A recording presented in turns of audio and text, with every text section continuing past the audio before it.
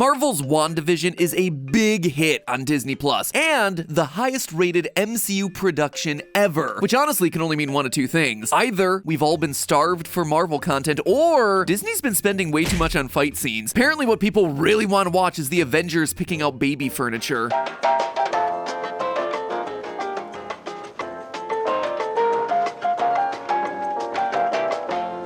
Hello Internet, welcome to Film Theory, now in Technicolor. You know, if you're like me, you've been glued to the TV every Friday to check out the new episodes of Marvel Studios' WandaVision. Partly for the intrigue, partly for the memes, but mostly to watch the two most overpowered Avengers do something other than hanging back during battle so Hawkeye doesn't feel even more useless. Seriously, let Clint go home to his wife and tractor already. Arrow Man is out of his depth. But in all seriousness, WandaVision is like my perfect show. One that recreates the tropes of classic television and then twists them to create a meta-commentary on the medium, while also weaving together a compelling mystery where no one has any idea what's going on. I think something's wrong here, Wanda. If the number of requests I've gotten to cover this series is any indication, lots of people are feeling just as confused as Vision about what's really going on here. And since those heartless monsters at Disney are making us wait a whole week in between episodes, gave us some time to work a few things out. Maybe crack the case of not only WandaVision's big mystery, but also the shocking twist for the near future of the Marvel Cinematic Universe itself. What if the secret villain of WandaVision and the next phase of the MCU as a whole is Wanda Maximoff herself? Ho ho ho, Wanda stands. Don't smash that dislike button all at once, but you can smash that subscribe button to help push this channel over 10 million subscribers. Let's look at the facts, shall we? If you read the online theories, the prevailing thought is that the big bad WandaVision is setting up is Mephisto, who is quite literally the Marvel equivalent of the devil. He does largely what the devil tends to do in stories. He makes deals with people and then tries to trick them into selling their soul. So why would the internet hive mind make this huge leap that classic sitcoms automatically lead to Santa himself? No.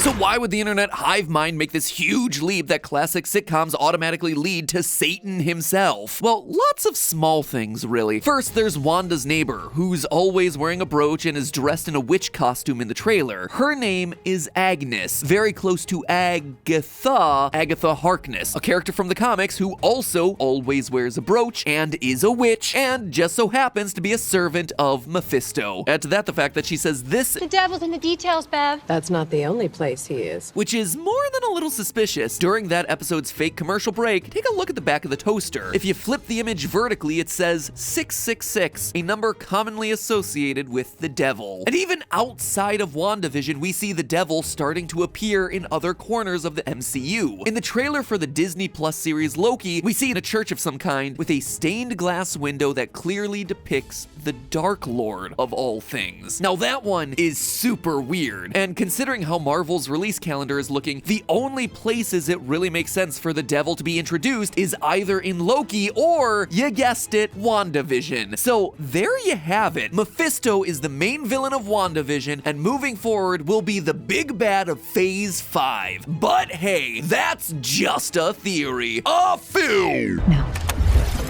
If you read the online theories, the prevailing thought is that the big bad WandaVision is setting up is Mephisto. Except for one thing. Marvel knows how much we pour over this stuff to find out what's gonna happen. They do all kinds of witchcraft to obscure the truth and make us buy into false realities. From Thor's missing eye in Ragnarok to Thanos' Infinity Stones. And in this case, I think the Mephisto Easter eggs are just that. Fun references to misdirect superfans. Because adding Mephisto into the story at this point is too risky. Not from a narrative standpoint, or not wanting to get supernatural with it, nothing of the sort. I think it's too risky for one reason: China. China, as you might suspect, is a huge market for movies. It's the second largest in the world, in fact, by a large margin. But in order for your movie to release in China, it has to follow some pretty harsh censorship rules. For instance, did you know that Iron Man 3 had 4 extra minutes inserted into it in order to get released in China, including an extra scene where it suddenly turns into a Chinese medical drama? That is not nearly as jarring as the moments when the film promotes Tony Stark drinking Chinese milk products, which were put in there to ease the population's concern over milk tainted with mercury. No joke. Anyway, China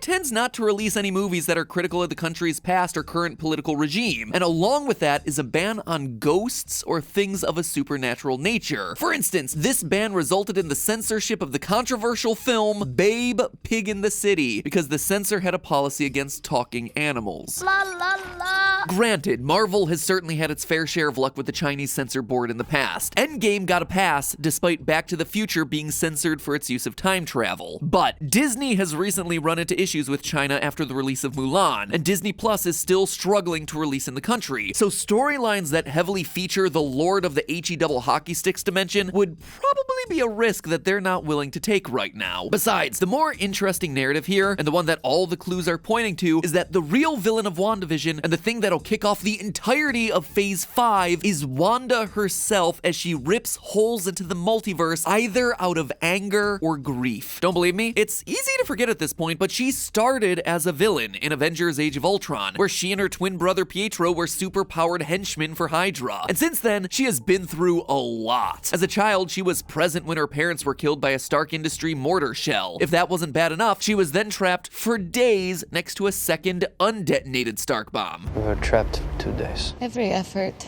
to save us, every shift in the bricks, I think this will set it off. We wait for 2 days for Tony Stark to kill us. By the end of the movie, she loses her brother and her entire country of Sokovia. And it doesn't get any better for her when she becomes a good guy. She's blamed for the accident that leads to the passing of the Sokovia Accords and causes Avengers Civil War, which then forces her to live as an outlaw. She had to see her beloved Vision die twice, once by her very own hand in Infinity War. And then she gets dusted, only to come back and have everyone she was friends with in the team, like Black Widow and Captain America, either gone or dead. In the final scene of Endgame, she's aligned with Falcon? It makes no sense. She is alone at this point in the series. I mean, all of that is enough to knock the fake Russian accent out of anybody. You said we would destroy the Avengers. Well, there are people who are expecting me too, you know. We both made promises. See, I forgot to tell you my wife is from Europe. What is it the Joker always says? All it takes is one bad day.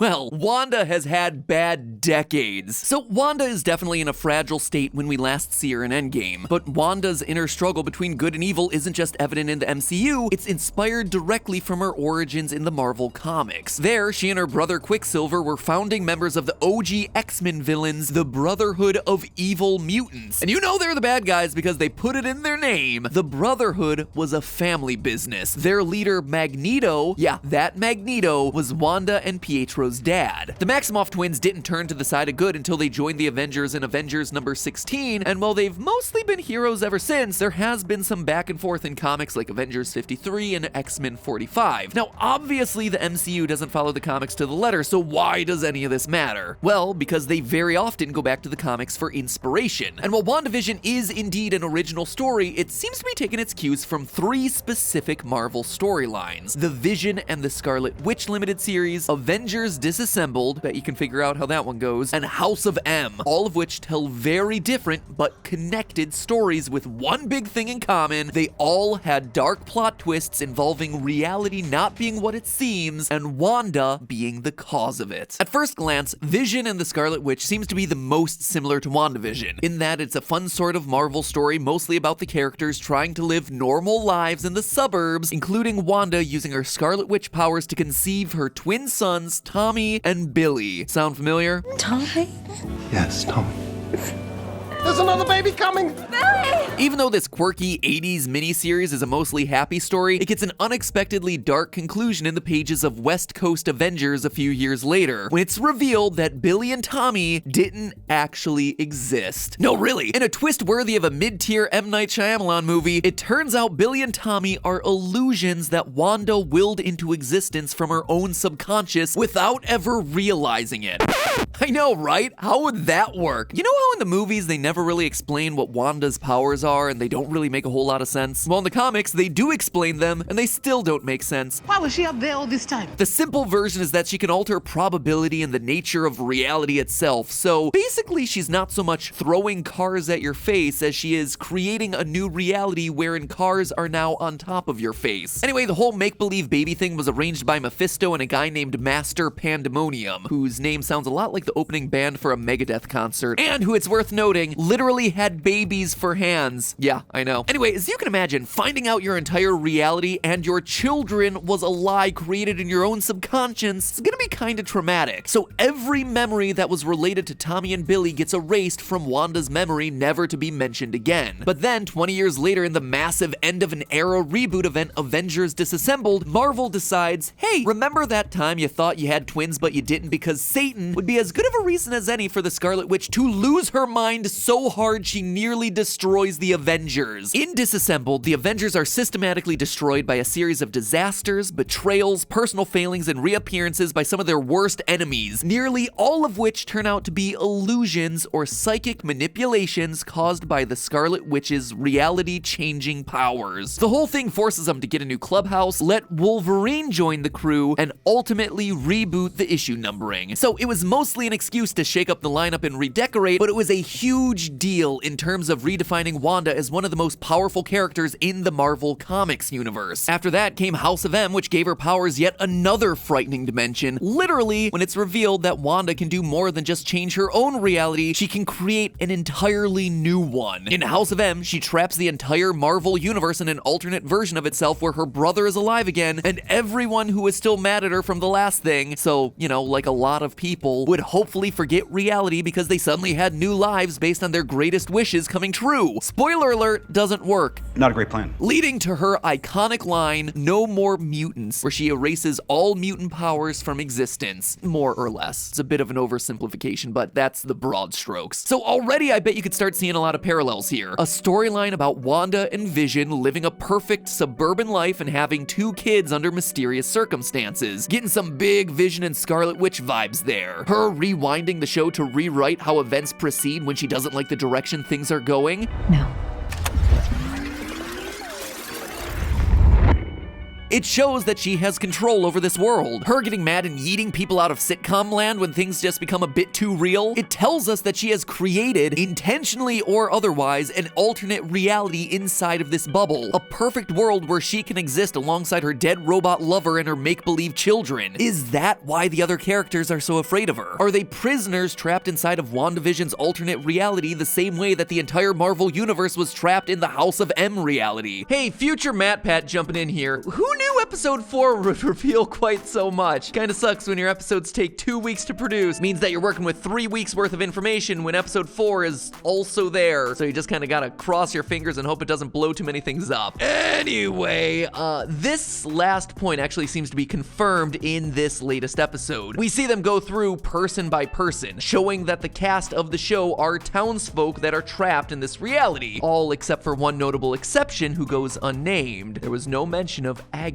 Suspicious? I think so. A key part of the 3 storylines we just talked about from the comics is that Wanda doesn't necessarily turn evil in them. It's just that when she loses control of her subconscious, it sometimes goes to bad places and does bad things. So it's entirely possible that while she is the one controlling things in WandaVision, she's not actually controlling them herself. She's not aware that she's the one controlling them. She might be unconscious or sedated or even in a coma. I mean, think about this. In psychoanalytic dream theory of the type popularized by Sigmund Freud, the subconscious mind rearranges seemingly unrelated images and ideas into symbolically recognizable new forms, which we then recall as dreams in our subconscious. Like, say, a traumatic memory about a ticking Stark time bomb becoming a creepy ticking Stark toaster commercial.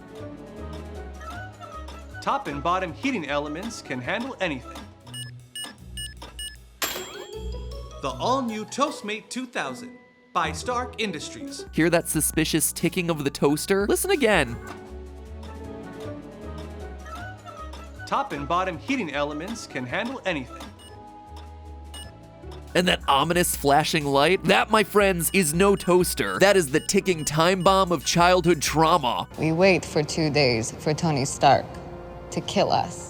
Then there's the commercial in episode 3 about soap, which is a reference to Agent Coulson's theories about Hydra using soap as a mind control device. Would have figured it out a long time ago if it wasn't for the mind control soap. Yeah. Wait, what? Hydra loads it up with chemicals. It seeps into our bloodstream, implants false memories into our brains. They want us to believe this is a magical place. I make my own soap now. Even the black and white palette could be Wanda's subconscious calling back to Vision's death in Infinity War. Yeah, his whole body turned monochrome, which might just cause her subconscious to associate the black and white aesthetic of old TV with the last memory of that person being dreamed back to life. Now that is meta. Hey, future Matpat again. This is another one of those things that's nearly confirmed in episode 4. After Wanda is reminded of the reality outside of her sitcom bubble, she temporarily sees Vision in his real dead form. And again, he's in monochrome. Am I the only one thinking that she may just be puppeteering the dead body of her boyfriend? Cause if so, that would be awesome. In short, the undeniable truth here is that Vision is dead, and there's a high likelihood that the children aren't real, or if they are, they're gonna be taken from her. For the children. When the laugh track dies and the retro clothes go away at the end of the series, which you know they're going to, she's gonna be left alone, which means this series is gonna end with one very unhappy, very powerful witch running loose in the MCU who now's unlocked the ability to make reality bend the knee. Is there a doctor in the house? Perhaps a master of the mystic arts? After all, in case you forgot, Elizabeth Olsen is scheduled to play Scarlet Witch again in Doctor Strange in the Multiverse of Madness in early 2022, but they never said she was one of the good guys. Olsen is also starting to talk up rumors that she might just pop up in the third Spider-Man movie. You know, the one that's also supposed to be dealing with alternate universes coming together, the one that's also set to feature a previously confirmed guest appearance by Doctor Strange, and the one that's set to hit theaters only 3 months before Multiverse of Madness. Multiverse of Madness, man, that is such a stupid name. It's like really cheesy, like awkwardly cheesy. Wait a minute, Multiverse of Madness. M-O-M.